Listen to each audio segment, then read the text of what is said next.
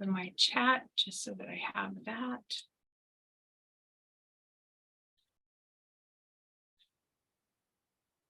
And welcome. All right, again, welcome to January 25th, 2023. Seems like time is flying, at least for us here at the Coalition. I'm sure it is for you as well. We've got a lot of things to cover today. I know we sent out some teasers in the invitation, but this is kind of an overview of the topics. There's a lot to cover, so I'll try and be brief, but you know you can always reach out to me, to all of our fabulous team members that will respond and answer your questions if I don't get to everything that you have questions about today. But we'll cover our ARPA, the American Rescue Plan Act, round 2 grants. Going to share some information with you about that. Talk a little bit about summer VPK applications, the 2023 provider profiles, some reminders about program assessment. That's new for VPK this year, and it's old hat for those of us who have had school readiness for a while. We'll also talk about some monitoring reminders. A quick announcement about CPR and fire extinguisher training. A little information about legislative session. A couple of you have reached out to me about some things that you're seeing about legislation, so I want to touch base on that. Children's Week that will be coming up in March, and just wanted to get some feedback from you on direct communication with instructors. And then last but not least, we've got workforce grant opportunities, one that many of you have been working on, and then we have a new one coming down the pipeline. So I want to share some introductory information with you all about that as well. Okay, with that, we'll jump right in. This is the exciting stuff. ARPA, that's the American Rescue Plan Act, round 2 grants. We've got some interesting information.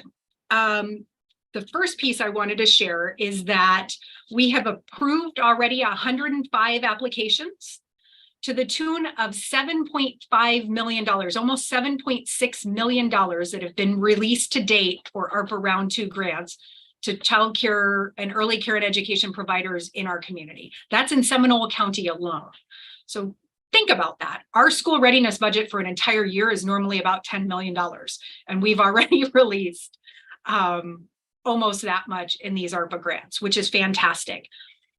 Right now, we've got some of 105 that have been approved. Every Friday, we're kind of taking all of those that have been approved.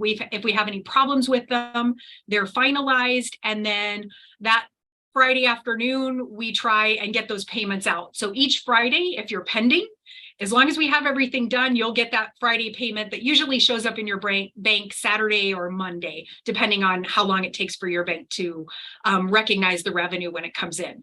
With that, we've got 44 that haven't been submitted. So there are 44 providers that have not submitted these applications. And again, we're talking a lot of money that are going out. And I don't want to turn that money back into the state or the federal government. I would really like for it to stay in our community. I'm sure you all would like to have those dollars in our community as well. So please, if you have not applied yet, let us know. If you have trouble finding the application, any of that, it's actually in the provider portal. So this is an easier application process. It's in the portal. A couple of question issues that you can see here on the slide that I wanted to share. One of the questions, oh, look, I have 1 and 1. So that's what happens when you do your PowerPoint 5 minutes before we start.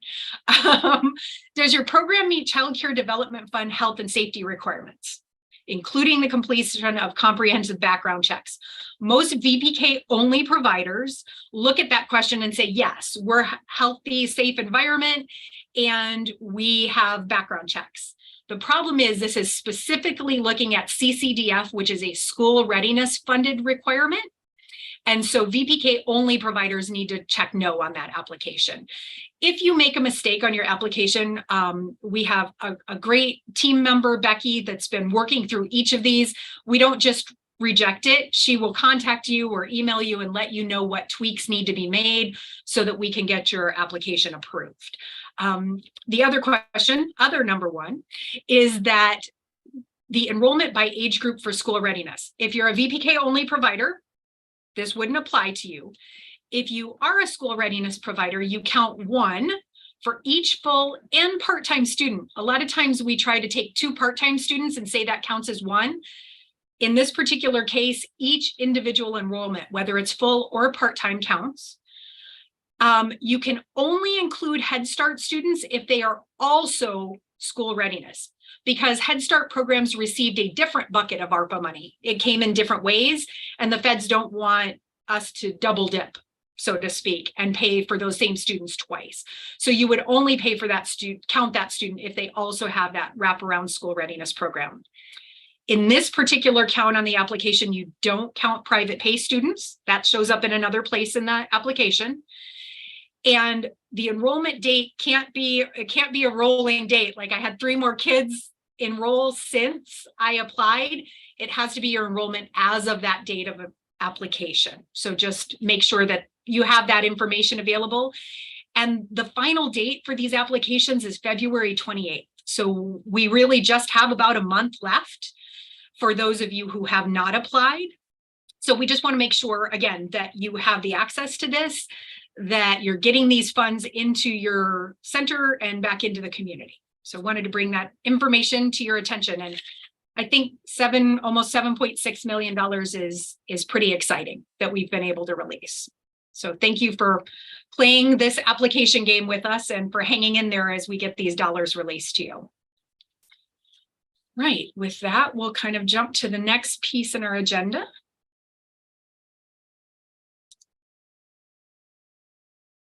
Summer VPK. I know it's only February, and that's a little hard to imagine that we're thinking about summer already. Some of you were thinking about it in August, but it is time for us to get our summer applications ready. A couple of things for you to be aware of. Your VPK provider specialist, either Sandy or Stephanie, will definitely help you get to that process. But we want to make sure that we have those summer applications ready so that we can keep the profile available for families, either families that have not yet used a VPK certificate or families that are new to our community. They've moved in from out of state.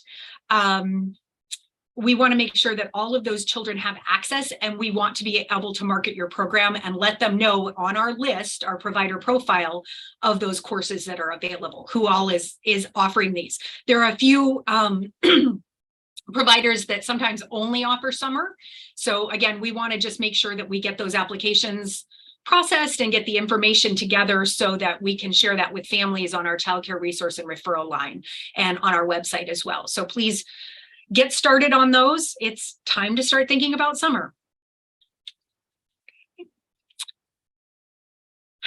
And along with summer, our fiscal year ends June 30th. So it's time to start talking about our provider profiles for next year. The first step in the provider profile is to get your basic information. That's the step towards contracting for next year. All of our contracts end on June 30th, and you're applying for the next contract for July 1st. Even if you're offering VPK next August and you don't start in July, both school readiness and VPK will start processing those applications. Wanted you to be aware that there is an EFS mod or the provider portal release. So DEL's constantly updating things that would apply for next year. That's scheduled actually for this week. So sometime this week, we anticipate that change to occur. And then our team, our compliance specialist, will actually send you an instructions email when it's time to start those provider profiles. So we don't need to start those right now. VPK for this summer, yes. Your provider profile, watch for your email. Make sure that you communicate with your compliance specialist because they'll walk you through that process. Occasionally, there are things that change at the state level. You can see here, Carrie had mentioned that it's critical to complete all the forms and profiles accurately. And here's something for you to all be aware of. It's really, really important to get this done as soon as possible because the state of Florida now sets our reimbursement rates. A law that passed last year says that they will establish what we reimburse for school readiness, and they use the information from your profile on your market rate as part of that decision-making process. So if you're going to change your rates or increase your rates, we want to make sure that we have the most updated information in here, because that's what part of that data is going to be used as the powers that be at the state level go through an estimating conference and set those rates. That's a new piece of data for you all. Normally, it's just part of our process. But now that data is actually going to be used for a pretty important purpose. And I know that none of you are getting paid what you're worth from our reimbursement rates. So we want to make sure that we capture accurate data and that those that are analyzing rates across the state have the most recent information from you. So that's another key issue of why those provider profiles will be so important for our 23-24 year. Okay. Right. And now we can talk about some things for this fiscal year. Program assessments and monitoring, we'll talk both about them. So program assessment, remember, that's our class assessment. I have several things that I wanted to share with you about this. First of all, please make sure that your teachers and your classes are accurate in the QPS system, if you're school readiness, and in EFS mod or the provider portal, if you're VPK only. Both of those pieces have to be accurate in order for us to assign assessors and get them out to your center. One of the things for you all to be aware of, and I know I've said this before, but just as a reminder, you have to meet a composite score of a 4.0 or higher to be eligible for a contract next year. So I just mentioned we're getting started with the contracting process soon for next fiscal year. Between now and the end of June, we have to complete all of those assessments. Every time we send an assessor out, and that assessor, we contract for assessors, every time we send them out and something has occurred where you combined classes, a teacher has resigned, something permanent has occurred within your school, and we have not been made aware, that assessor might have to stop. We have hundreds of these to do between now and the end of the year. So you keeping us updated on that accurate information makes all the difference on our ability to get you a score so that you can then have a contract for next year. With that being said, when we open your 2-week window on VPK, so when we open that 2-week window, actually for anybody, when you're notified of those windows, if the teacher's out sick that day and you know that we're in that 2-week window, please contact us. We need to know as soon as possible because, again, in that 2-week window, it could be any given day that the assessor shows up. If they show up and the lead teacher and only lead teacher in that class is out that day, then we can't do the assessment. If you have 2 lead teachers and you've only ever told us about one, we can't do the assessment because even though when we're standing at the door and you're saying, but I really have 2 leads and only one needs to be present, if it's not in the systems, we can't count that. So there's a lot of need, and I know you're all going through a lot of chaos and turnover, looking for new teams. I know everybody's short-staffed, so you're doing the best that you can, but I wanted to reiterate why it's so important to keep us up to date on those changes in your classrooms. It really can impact our ability to give you a contract next year based on the way that the law stands right now. Something else that we've had out here just to share is that the assessors won't provide feedback during the assessment and they won't give direction. We've had a couple of occasions where we've gotten feedback later on that the teacher was asking the assessor, should I change what I'm doing? Or should I mix things up on my schedule so that you can see things? The whole point of this assessment is to watch you follow your schedule and do the things that you do every day. This is all about your regular schedule with your children and your interaction with the children in your classroom. Now, I'm telling all of you, and you may not be the lead teacher in a classroom.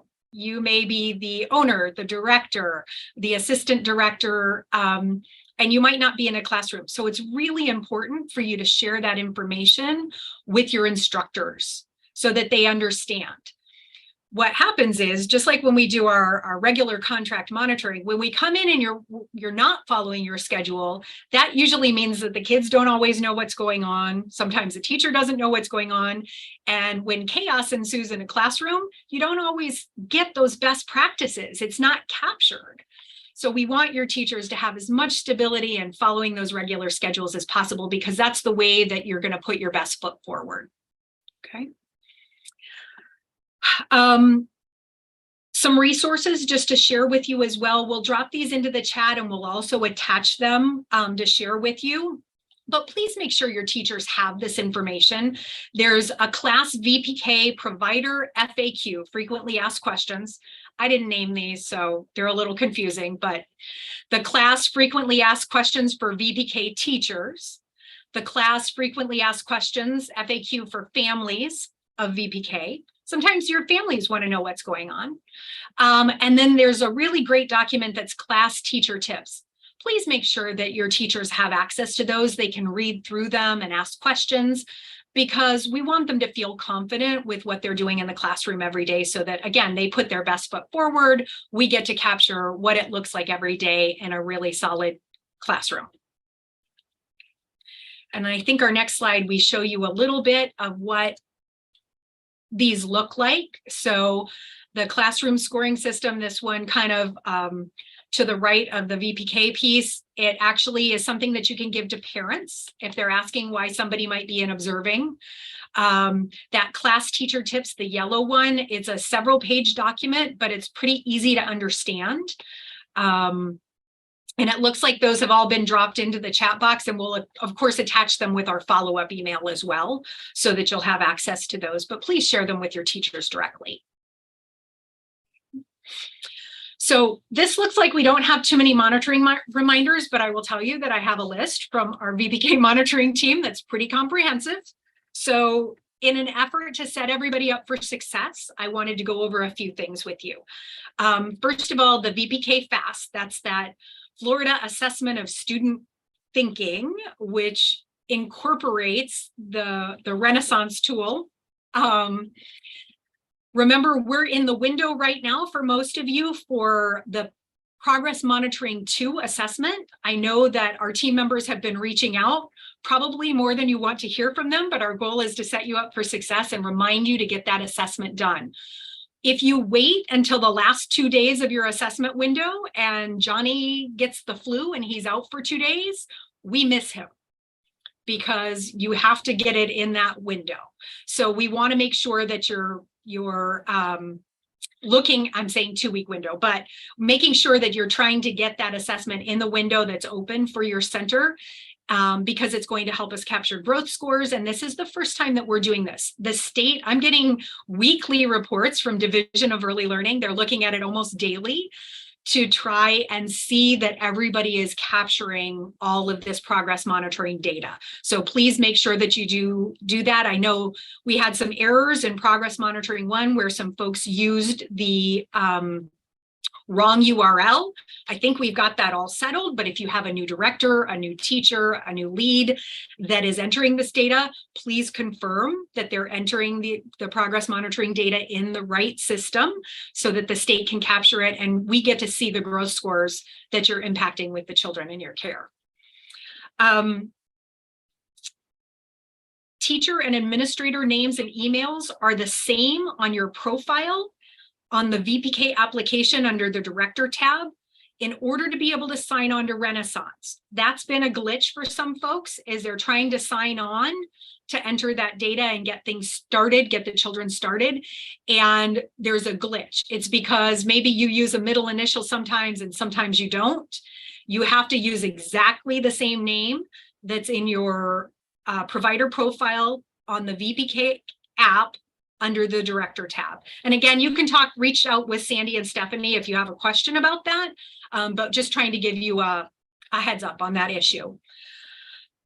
Remembering that parent report signatures and dates are required. So once you're done assessing the children, you need to print out that report. We've sent the instructions several times, print it out with the line for parents to sign. You can give them one to keep, and keep one with the signature for you. We have to monitor that to prove that you've actually discussed it and shared it with parents. It's required as part of the contract now.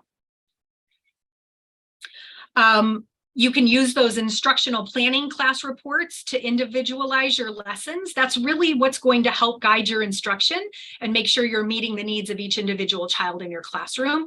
That's what the data is for, besides our accountability measures. And you can print, we recommend that you print it as well. And there are other reports on there. So there's a lot of information that can help guide those teachers and the folks that are developing their lesson plans for the classroom. So take advantage of the data that's in that system when you finish PM2 and take a look at things. It may help your teachers meet the needs of children better. PM2 start dates and end dates may have changed because we had some hurricane days, some non-instructional days. So if you looked at your calendar August 10th or 17th when you got started, made a note on your calendar and forgot to move it because of some hurricane date closures, you may want to refresh that and just take a look again and make sure that you're in the correct window, because we had some non-instructional days because of hurricane closures.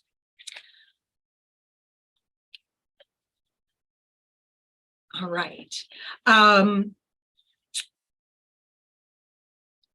Let's see, what else do I have here? Using the provider portal. So updating that application, I mentioned earlier how important it is for us to have the accurate teachers, aides, substitutes in the provider portal for your VPK classes. The requirement by the contract is within 2 weeks of change. So if you have a teacher that resigns, you have to notify us within 2 weeks of that change occurring. That's a compliance finding that we're finding kind of across the board. Again, we know you're in chaos. We know that there's a lot of turnover and you're struggling. That one's in the contract and we can't change that or be lenient. We have to document that, and it does impact our assessments. Again, notifying us immediately of any changes that happen once you're notified of that 2-week window.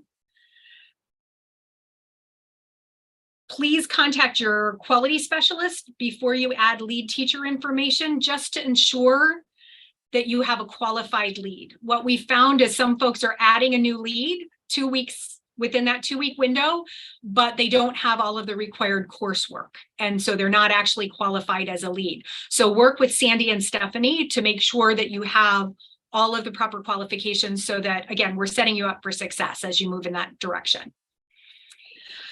Under documentation review, child certificate of eligibilities have to be completed and signed by the parents. So a lot of you, because you get that certificate electronically, a lot of you take it from the parents and you don't complete what classroom they're in, what teacher they have, that basic information that's required, but that's a part of the VPK documentation requirement.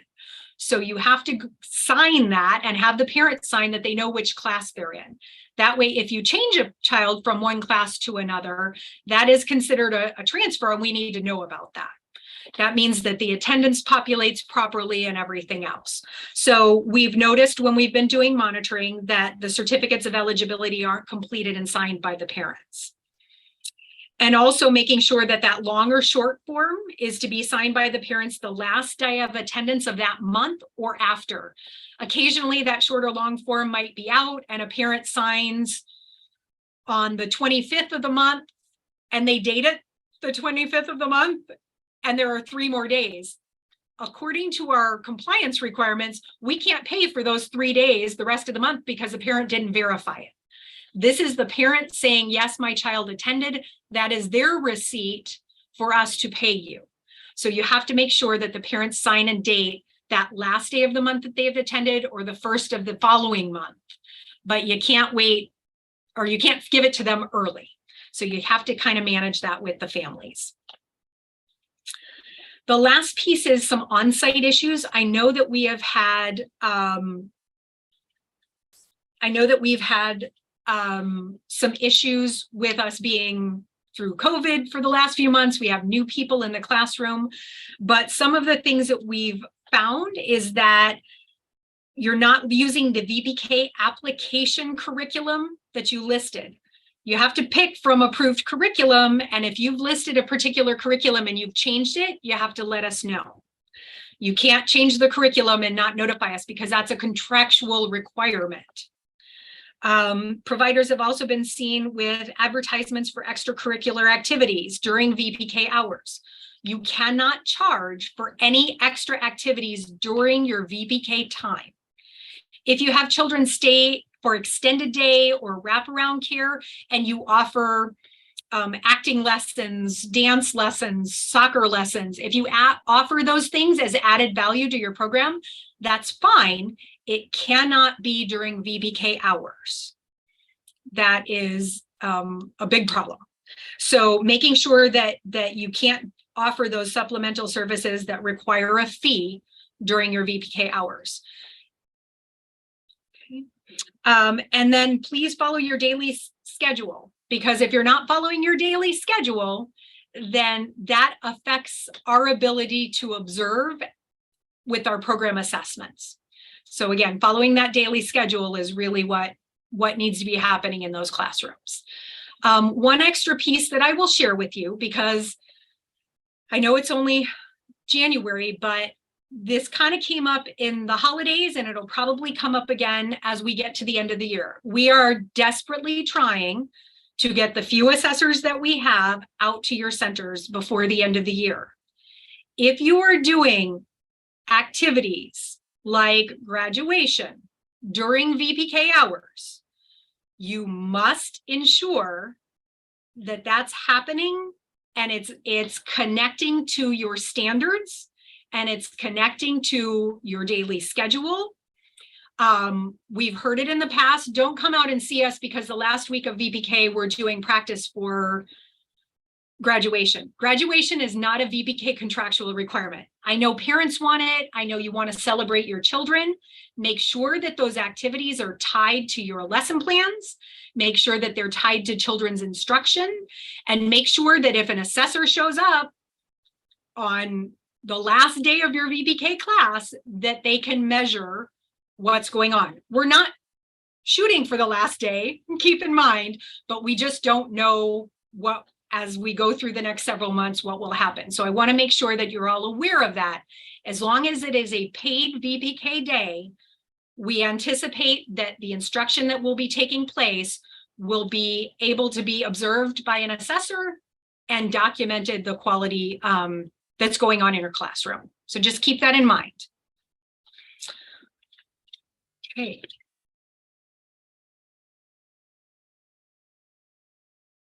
Okay, I see a couple of questions specifically about ARPA grant that's come in. And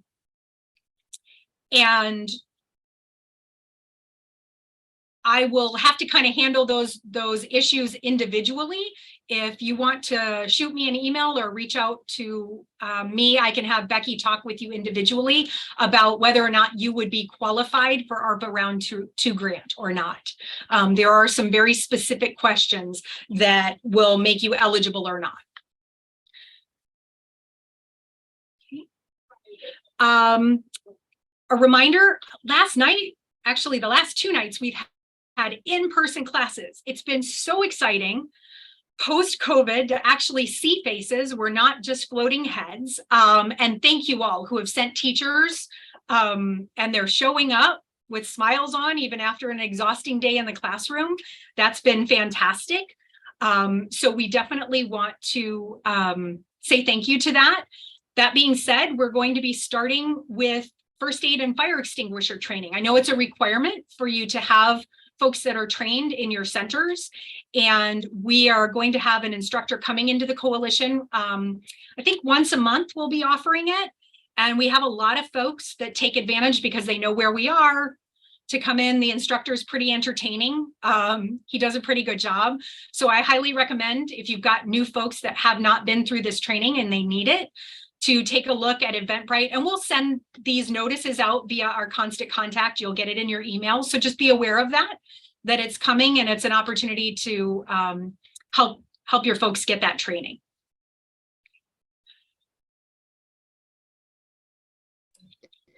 Jennifer, really quick, Yes. there was a question in the chat Mhm. that says, will there be an opportunity for owners or directors to give feedback on the VPK observations and how to make them better for the next year?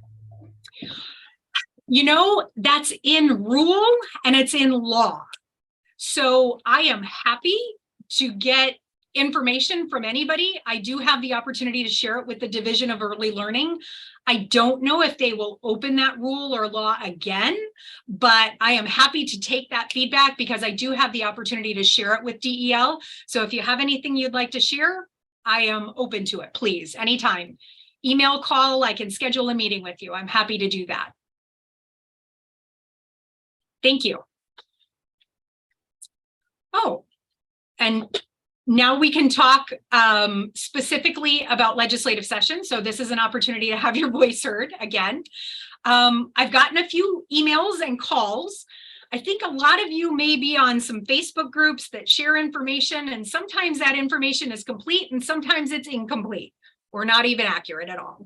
So I wanted to share a couple of bills that I am aware of that have been filed so far. The first one is Representative Altman in the House has filed a bill. This one is specifically about military childcare.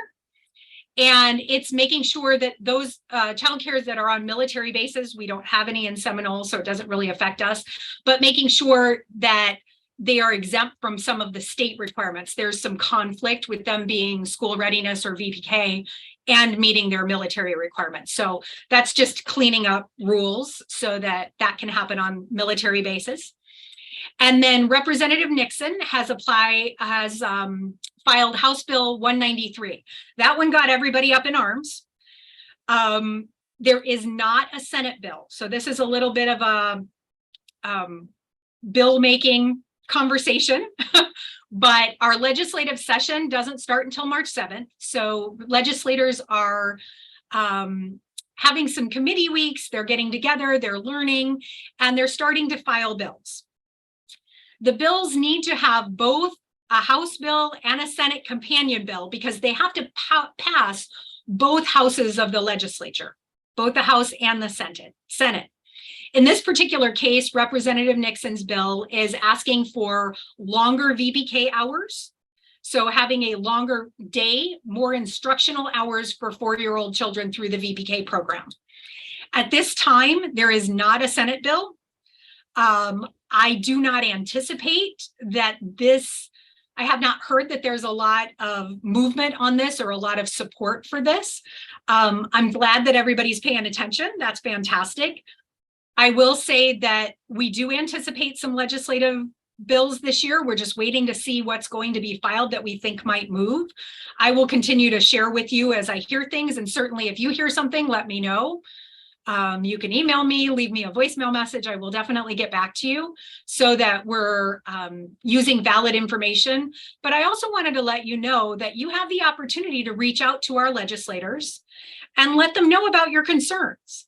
If you think that something needs to be cleaned up, I'm obviously taking that information forward myself. I will be meeting with legislators this year, both from Seminole, and then sometimes I go with the association to House and Senate leadership up at Tallahassee to just share about what things are going on the ground level. I've heard very clearly that staffing issues are a problem, being overwhelmed is a problem, that the rollout of the class assessment for this first year in VPK has been a little cumbersome. It has for us as it has for you. So I understand that as well.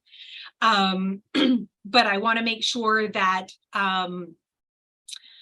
that you have the opportunity to share with the legislators as well. You can send them an email. If there's a specific bill that you feel strongly about, you could let them know. But letting them know issues that you have that are tying you to the school readiness and VPK programs, if they're causing you challenges, certainly let them know. I'm only one voice. I do try and represent our entire community as to the best of my ability, but hearing from people that are business owners and folks directly on the ground, talking with families every day, has a big impact on them when they're making decisions. So I want to encourage you to participate in that as well.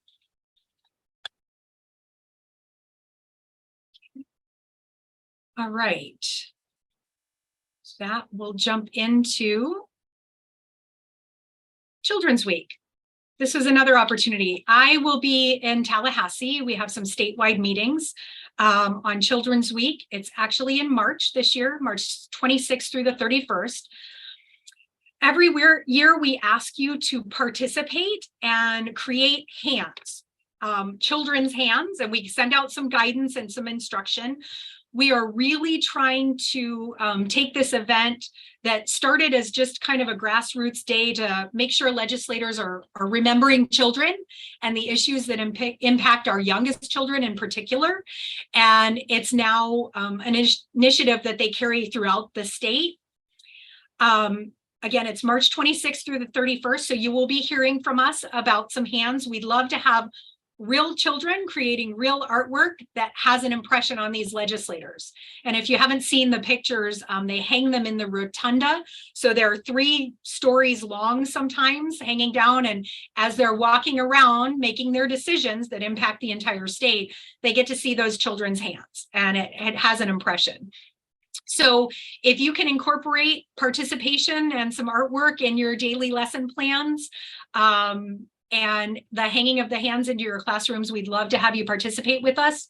We're also looking at the opportunity to have local community leadership. So city and county leadership, see if they would be willing to hang hands here locally in the Seminole County and all of the different municipalities like Mary, Oviedo, Altamont Springs, Winter Springs, and so on. So we'll be asking them if they'd like to participate and hang some hands, which means we need more than we normally get from you. So we're giving you a heads up now to think about how your teachers could incorporate this into their lesson plans as a learning opportunity that's also outreach into the community. And if you want to join us in Tallahassee, let me know. Another question that I wanted to share with you is that we are struggling a little bit with some of the information. We share it with you, but it doesn't always get to all of the teachers. So we wanted to talk for just a few minutes about direct communications with your instructors, your aides, your substitutes. So I wanted to first ask you if you'd please consider forwarding our communications. If you have a business email for all of your team members, forward it through that, or to forward things to their personal email if you have an opportunity to communicate with them electronically. It's pretty easy to forward our constant contacts. But in addition, we'd like to start thinking about how we can collect instructors' information.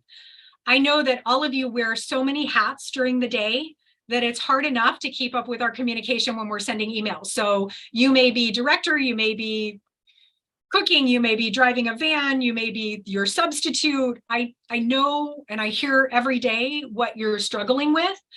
So one of the thoughts is if we can send communication out that can get into your teacher's hands and promote a conversation, it doesn't all fall on your shoulders, to share with them training opportunities, professional development opportunities, and those kinds of things. Now we're going to talk about some grants that you have to be involved with to help them apply. But we're just trying to improve our communication in the industry as a whole. And so any ideas or suggestions that you have to help us do that, we would be open. I know that you have a lot of ownership on your team members, you support them, you work to help them progress professionally, and we'd like to support those efforts as well. In my mind, anybody that's interested in early learning in our community that gets training and understands what's going on and has all of those best practices in their tool belt will make our community better overall. It even makes us better parents, let's be honest, when we have all of those tools. So we just wanted to see if you had any other suggestions on sharing information directly with those educators in your schools. Does anybody have any feedback? I see Julie said personal profiles and emails are submitted in the database. So We just need to come up with a way that we can communicate with them. So sometimes we collect it, but we don't always collect it. Thank you for that suggestion, Julie, to increase communication. I appreciate that.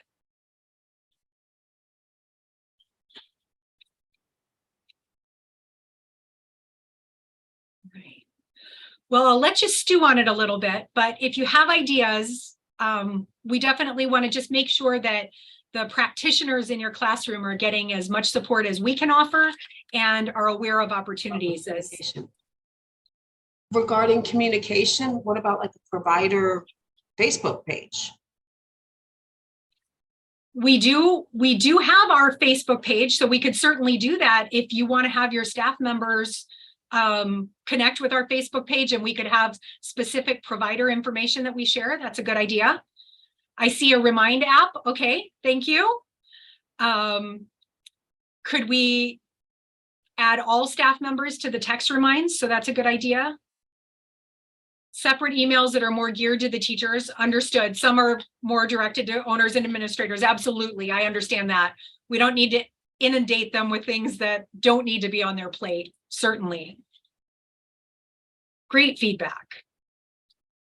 I really appreciate that and your willingness to problem solve with us.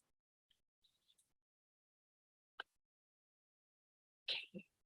Thank you. We'll keep working on it, and I just wanted to throw it out there. So if you see a request from us as we move forward, you kind of know the foundation and what our goals are, so that you understand why we would be asking your staff members for either their personal information or a business email, so that we can get that information into their hands. Or their phone number if we do text. Thank you for that. So, workforce initiative opportunities. Many of you have taken advantage of our SIRSA workforce, which we called, I'm going to get it wrong, that was the Workforce Initiative Grant. There it is. Thank you, Tanya. I look at this stuff every day, and I know that it's overwhelming to me, so I'm sure it's overwhelming to you. Karen and Camilla have been working on processing these applications. This was the grant where you had to apply. It was upskilling, retention, and recruitment.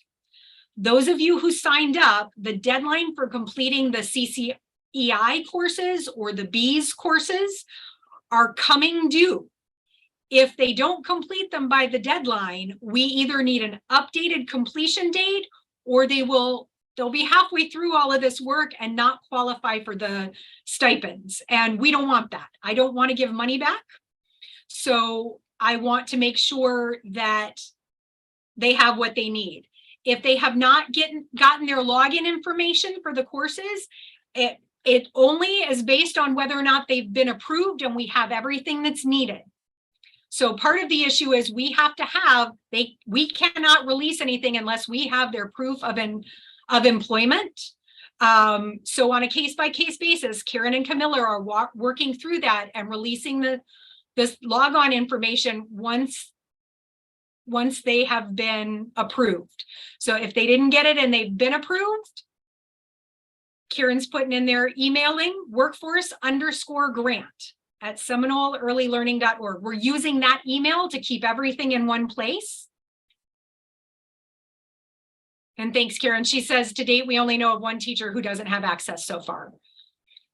So that either means they haven't been approved yet, or it might have gone out to them and maybe it went to an email address that they're not using regularly, something along those lines.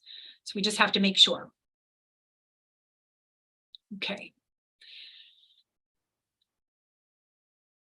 All right, so those who are taking that DCF 45-hour coursework, they had only 9 months.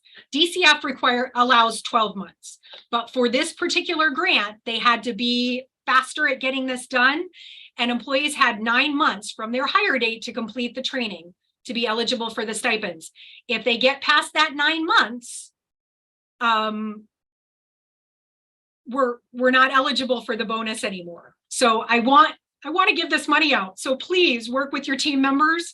Karen and Camilla are really trying to work through it. It's a complex grant process. It's painful, I know, for all of us, But the last thing that I want to do is turn money back into the state and say nobody really needed it in Seminole County, because I know that folks need it. I also know they're overwhelmed and it's asking a lot. But after you distribute the bonus to them, we just need something, payroll record back to us that shows us that you distributed the funds to them. That's that last accountability piece, to show that when we gave the center the money, you gave it to the teacher who earned it.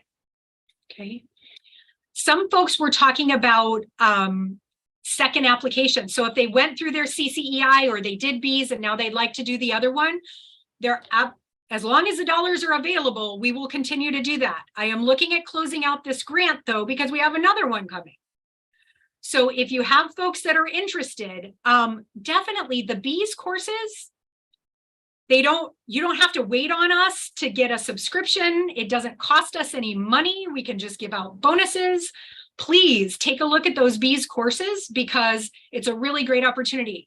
The one thing to know is once you get your first retention bonus, you're only eligible for one of those. You can get a stipend for taking the coursework if you complete a second application and a second set of coursework, but you can't get a second retention bonus under this grant. So just making sure that that's kind of clear. And again, email questions to workforce_grant@seminoleearlylearning.org. And that'll make sure that it gets in the hands of the experts, because honestly, I try to be helpful, but I am not the expert on this grant. As much as I read all of this stuff, there are so many details and nuances. If you call me, I'm going to go right to our team members who are working on this to make sure that you get accurate information. So if you're calling around to some team members that you have relationships with, which I love, specifically for this grant, email that workforce_grant email address. That'll really help you get the fastest, most accurate information. Okay. All right. And I see a deadline. What's the deadline to finish? We have not, it depends on what you applied for. Did I hear somebody jumping in? It depends on what you applied for. Again, if it was the new staff, that for the 45 hours, that specifically would be something that you only have 9 months. So it depends on when you were applied, how long you had. For some of the other coursework, you were to set a deadline for us. So if you've not made the deadline, we need you to email us so that we can see if you're still qualified. And thank you, Julie. I know Karen and Camilla have been working hard. Let's talk, everybody's saying, how long is this one going to be open? So let me talk about the next one. And I will tell you why I haven't closed it yet, but why I'm considering closing it. Because we have building a world-class workforce grant, new one coming your way. This is a new ARPA funded, so American Rescue Plan Act. The Division of Early Learning has created the outline for this. If you have centers in other counties, if you have colleagues in other counties, you may have heard about this. It's consistent throughout the state. Applications are required. However, we have taken the step, gotten board approval, and we actually got a board approval a while ago, but we're taking the step to implement something called WebAuthor, which is an online system for this application. Some of our peers throughout the state have already developed it for this, so we have kind of a win in that others are already using it. The entire application process is online, including signatures, so no printing things out and having to sign it and scan back to us. It only opens the questions that apply to you. So if you answer one question as no and you can't apply for the rest of it, it grays it out or doesn't give you that opportunity. So hopefully it'll make this process easier moving forward. We have to procure it, which means we have to jump through these steps of advertising it and seeing if there are any other vendors that offer the same thing, because we're spending taxpayer dollars. So we're in that process right now. I hope by the end of February, we will be able to roll this out to you. In the meantime, I'm sharing all of this information, and there are several pieces to share with you so that you can start to think about it, talk with your teams about it, and find out what you will be able to sign on for and what you'll be able to do so that you have some planning time. Activities are required for these bonuses. You have to take trainings. So this is why I'm saying I'm not sure how long we're going to keep that other one open, but I'm still trying to spend the money. So because you could be working on some classes for build a world-class workforce, that's a tongue twister. And you could be working on the other SRSA funded workforce initiative grant at the same time. I already know we're all overwhelmed. So I'm trying to figure out ways to do this as easily as possible. This one, again, activities are required. And we're also going to apply, for those of you who have jumped on board with Marco Polo, they are creating some very specific professional development options that you do not have to be using Marco Polo to benefit from. They've aligned it with the class tool. They've aligned it with great practices. They may use their platform as an example in their training, but it is not required. You don't have to be using Marco Polo in your classroom to benefit from their professional development. But everything that they do is online, so it makes it more easily accessible to teachers. And so we have to apply to the Division of Early Learning to be able to use that. And that, in addition to what I'm going to show you, will be some extra professional development opportunities for your centers to take advantage of. I will tell you that in addition to what we're about to discuss with you, the Marco Polo educators are phenomenal. They're responsive, and any of you that have participated in training with them know how great they are. This is something that they're creating to help meet this need and to try and use their expertise to support your teachers. So it's kind of something unique that we'll have access to that not everybody in the state will have. And I wanted to share that with you as well. So I'll have more details for you as soon as DEL approves our application.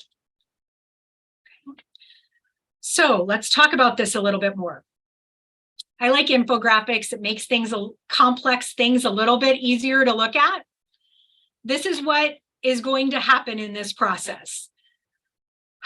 The ARPA those funds are coming from emergency funding assistance from the federal government through the state of Florida.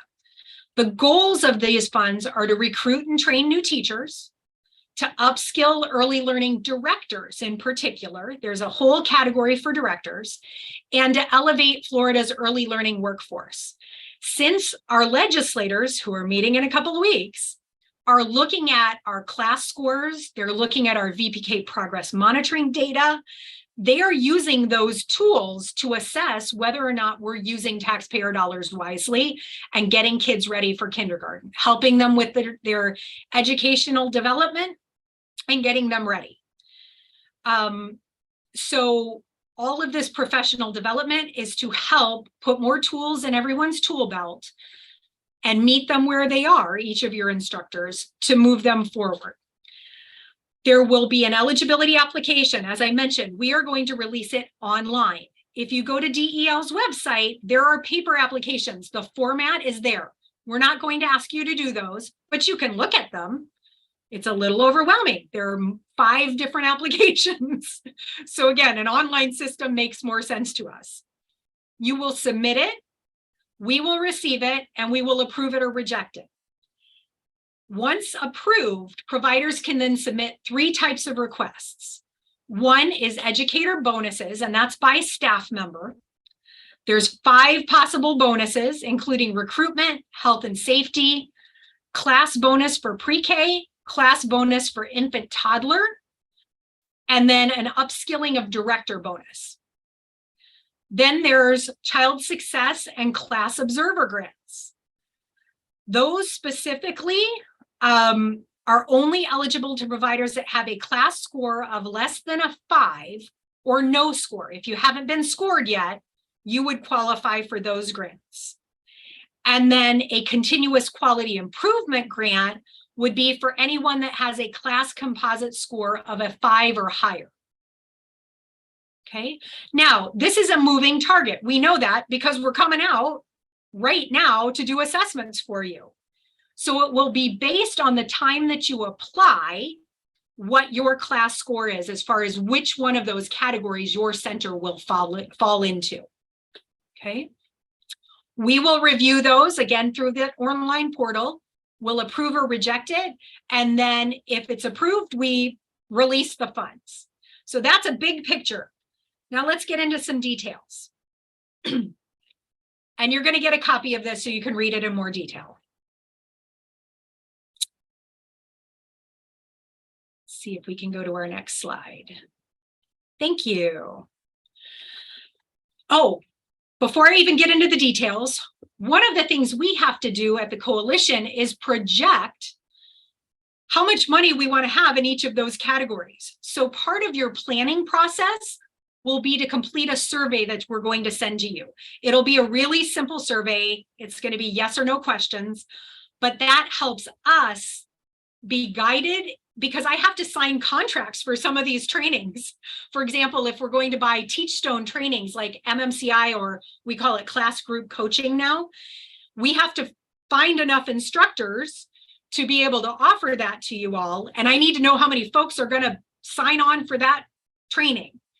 So we will be sending out a survey in the next couple of days to you, and we're going to ask each center for each provider to complete these so that we know and procure for this. One thing to let you know is we're trying not to waste taxpayer dollars. We want as much money to get in your hands and your teachers' hands as possible. I don't want to sign a contract for a class of 25 and then have 2 people show up, because we still have to pay the same amount for 25 people for that instructor's time as I would if 25 attended. So it's really important to really plan well with your teachers to the best of your ability, project who's going to do what and what you're qualified for. So this will be a planning tool that you can use. The survey will be part of it, and it'll help us plan as well. Let's go to the next piece. So here's one piece. This is the recruit and train new teachers. So early learning educators, okay, hired on or after July 1st of 2022. So that's folks that have started on or after July 1st of 2022. And they have to meet the requirement of each bonus specified below. So it's for new teachers. Existing teachers would fall under those other categories, but for new teachers, they can access these trainings and videos. So a $500 recruitment bonus upon completion of background screening and at least 120 hours of employment if you were hired on or after July 1st of 2022. You have to provide documentation of the background screening completed and 120 hours of employment. So that's your payroll records. Health and safety bonus, you can apply for a $700 bonus upon completion of DCF's required health and safety training. You'll receive a completion certificate at the end, which must be provided. Okay, this is just big picture issues. Who would qualify? You can take a look, and there are more rules and guidelines, but this gets you started on your planning.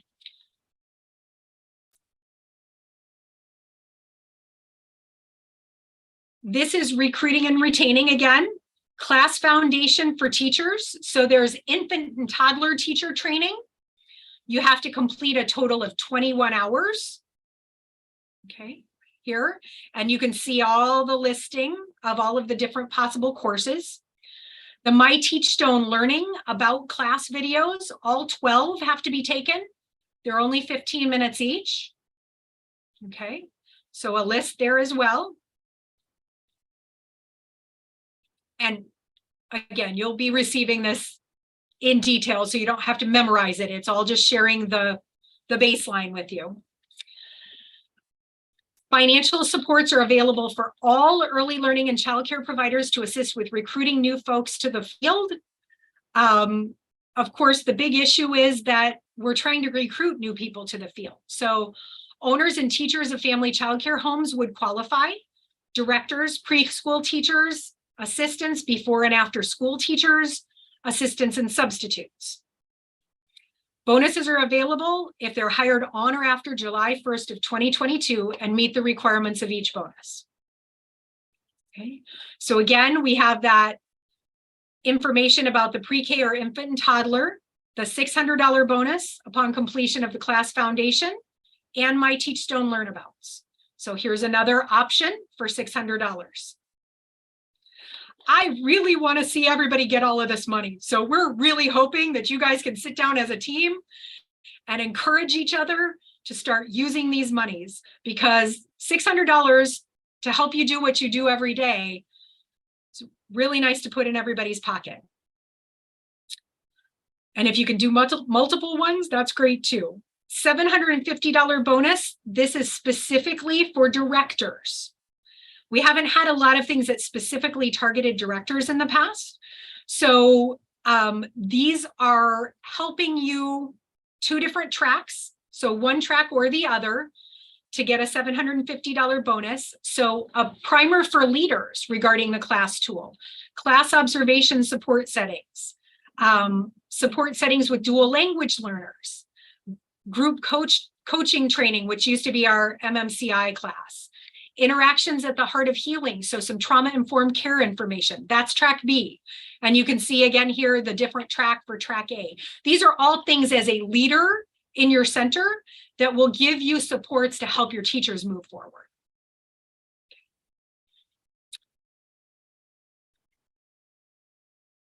All right, this is where we move into elevating the workforce. This specifically is for folks that scored below a 5 on the class tool, on that program assessment observation. And it's the site score. It's not an individual teacher score, it's your site composite score. If you don't have one yet, you would qualify in this category if you have not been assessed yet.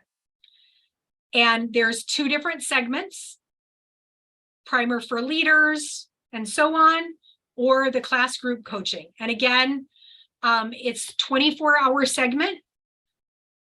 Okay. So $500 for the employees, and the early learning directors would get an $800 bonus for, or teachers for a $700 bonus for the other one. So again, you can see the guidelines. I don't want to read it all to you, but you can kind of see the direction in here that it's going. Remember, this is for planning purposes only. Just want you to know where these all fall and the rules that Division of Early Learning has set forth. Some of these may be facilitated in person. Some may be virtual. So that's the other piece to know. We want to kind of get an idea of what you're going to be able to sign on for so that we establish the opportunities.